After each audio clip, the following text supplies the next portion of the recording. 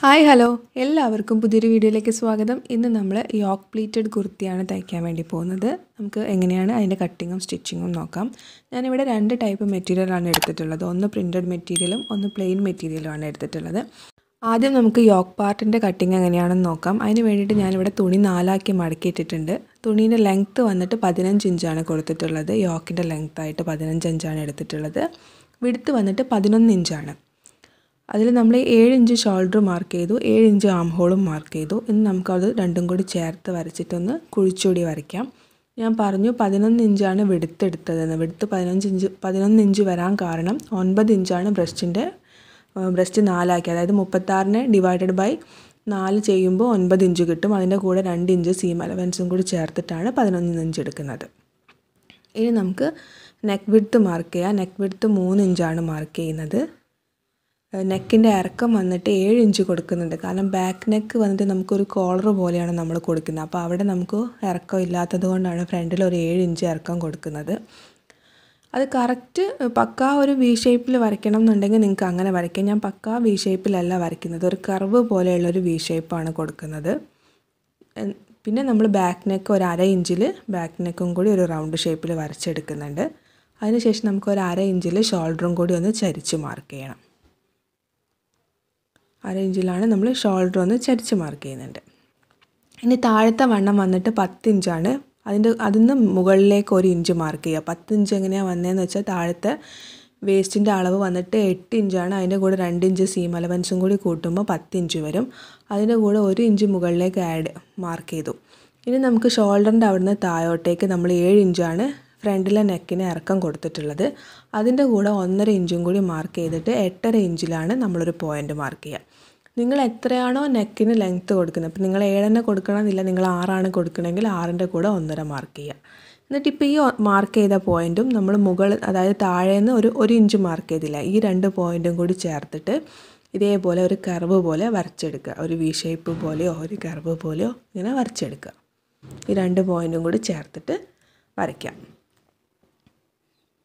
ഇനി നമുക്കിതൊന്ന് ഇത്രയും ഭാഗം നമുക്കൊന്ന് കട്ട് ചെയ്തെടുക്കാം. നിങ്ങൾക്ക് വേണമെന്നുണ്ടെന്നുണ്ടെങ്കിൽ ഫ്രണ്ടിൽ മാത്രം ഇങ്ങനെ ചെയ്തിട്ട് ബാക്കിൽ വേണമെങ്കിൽ എയർലൈൻ കുർത്തി പോലെ ചെയ്യണമെങ്കിൽ അങ്ങനെയും ആവാം. ഞാൻ ഫ്രണ്ടിലും ബാക്കിലും ഒരേ ഡിസൈനാണ് ചെയ്യുന്നത്. ഇനി ഞാനിവിടെ ബാക്ക് നെക്ക് കട്ട് ചെയ്തതിന് ശേഷം ഒരു പീസ് മാറ്റിയതിന് ശേഷമാണ് ഫ്രണ്ട് പീസ് കട്ട് ചെയ്യുന്നത്. എല്ലാവരും അങ്ങനെയാണ് കട്ട് ചെയ്യേണ്ടത്, അല്ലെങ്കിൽ 2 പീസിനും ഒരേ ലെങ്ത്തായി പോകും. അപ്പോൾ ഫ്രണ്ടിലെ നെക്കും ഞാനിവിടെ കട്ട് ചെയ്തെടുത്തിട്ടുണ്ട്.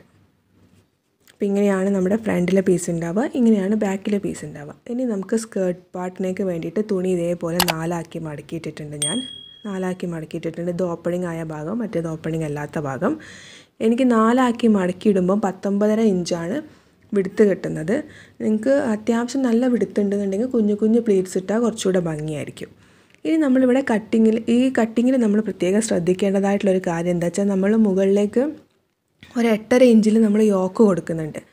അപ്പോൾ നമ്മൾ ടോട്ടൽ യോക്കിൻ്റെ ലെങ്ത്ത് എന്ന് പറഞ്ഞാൽ 15 ഇഞ്ചാണ്. നിങ്ങൾ എത്രയാണ് ടോട്ടൽ നിങ്ങൾ യോക്കിൻ്റെ ലെങ്ത്ത് എടുക്കുന്നതെന്ന് വെച്ചാൽ അതേ മൈനസ് നിങ്ങൾ എത്രയിൽ വെച്ചിട്ടാണോ കട്ട് ചെയ്തതെന്ന് വെച്ചാൽ ആ അളവ്, അതായത് ഇവിടെ ഞാൻ 8.5 ഇഞ്ചാണ് കട്ട് ചെയ്തത്, ആ അളവ് മൈനസ് ചെയ്യുമ്പോൾ എനിക്കിവിടെ 6.5 ഇഞ്ച് കിട്ടും.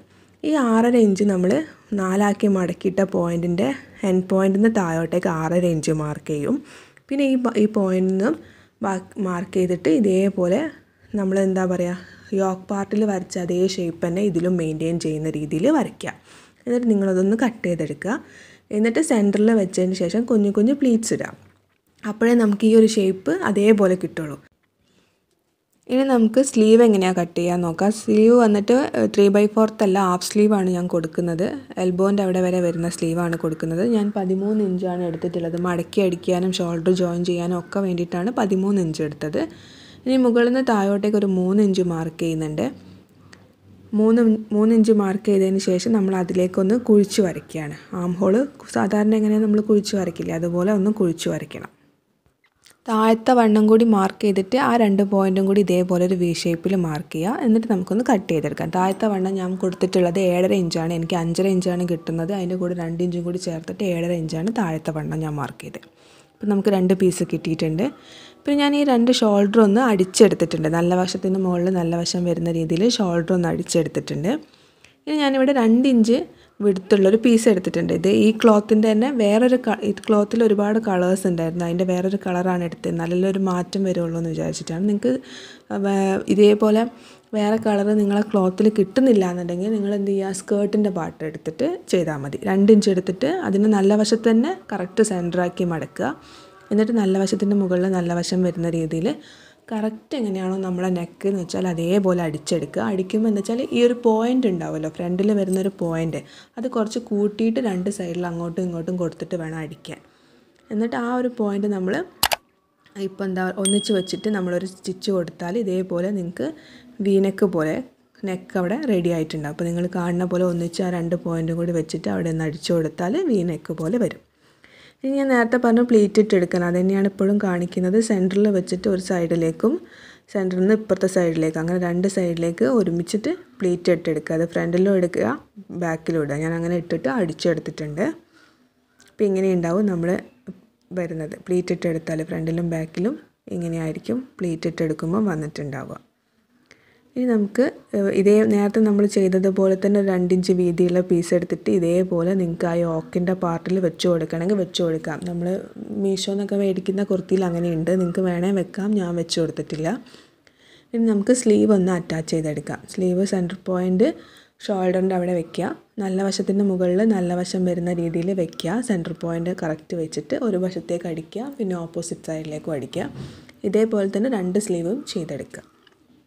ഞാനിവിടെ 2 സ്ലീവും അടിച്ചെടുത്തിട്ടുണ്ട്. ഇനി നമുക്ക് ചെയ്യേണ്ടത് എന്താണെന്ന് വെച്ചാൽ സ്കേർട്ടിൻ്റെ താഴ്ഭാഗം മടക്കി തയ്ക്കണം. സ്കേർട്ടിൻ്റെ താഴ്ഭാഗം എനിക്കിവിടെ എന്താ പറയുക തേരുള്ള ഭാഗമാണ് താഴേക്ക് വന്നിട്ടുണ്ടായിരുന്നത്. അതുകൊണ്ട് ഞാൻ ഒരു ഭാഗം ഒറ്റ വശം ഒരു മടക്ക് മാത്രം മടക്കിയിട്ട് അടിക്കുന്നേ ഉള്ളൂ. നിങ്ങൾക്ക് അങ്ങനെയല്ല എന്നുണ്ടെങ്കിൽ ഇതേപോലെ 2 മടക്ക് അടിച്ചെടുക്കുക, അത്രയേ ഉള്ളൂ. അപ്പോൾ ഞാൻ ഇതേപോലെ 2 അടിച്ചെടുത്തിട്ടുണ്ട്. സ്കേർട്ടിൻ്റെ 2 ഭാഗവും അടിച്ചെടുത്തിട്ടുണ്ട്. ഇനി നമുക്ക് എന്താ പറയുക നല്ല വശത്തിൻ്റെ മുകളിൽ നല്ല വശം വരുന്ന രീതിയിൽ, അതായത് മറച്ചിടുക. നമ്മൾ അത്രയും അടിച്ചെടുത്ത ഭാഗം മറച്ചിട്ടിട്ട് സൈഡ് അടിക്കുക. സ്ലീവിൻ്റെ താഴ്വശവും കൂടി മടക്കി അടിക്കണം. അപ്പോൾ ഇതാണ് നമ്മുടെ ഫൈനലായിട്ടുള്ള ലുക്ക് വന്നിട്ടുള്ളത്. അപ്പം നിങ്ങൾക്ക് വീഡിയോ ഇഷ്ടപ്പെട്ടാൽ ലൈക്ക് ചെയ്യുക. കൂടുതൽ വീഡിയോസ് കാണാൻ വേണ്ടിയിട്ട് ചാനൽ ഇതുവരെ സബ്സ്ക്രൈബ് ചെയ്തിട്ടില്ലെങ്കിൽ സബ്സ്ക്രൈബ് ചെയ്യുക. ഒപ്പം തൊട്ടടുത്തായിട്ട് നോട്ടിഫിക്കേഷൻ ബെല്ലുണ്ടാവും, അതും കൂടി ക്ലിക്ക് ചെയ്യുക. എന്നാൽ മാത്രമേ ഞാൻ ഫ്യൂച്ചറിൽ വീഡിയോസ് അപ്ലോഡ് ചെയ്യുമ്പോൾ നിങ്ങൾക്ക് നോട്ടിഫിക്കേഷൻ കിട്ടുള്ളൂ. Thank you for watching.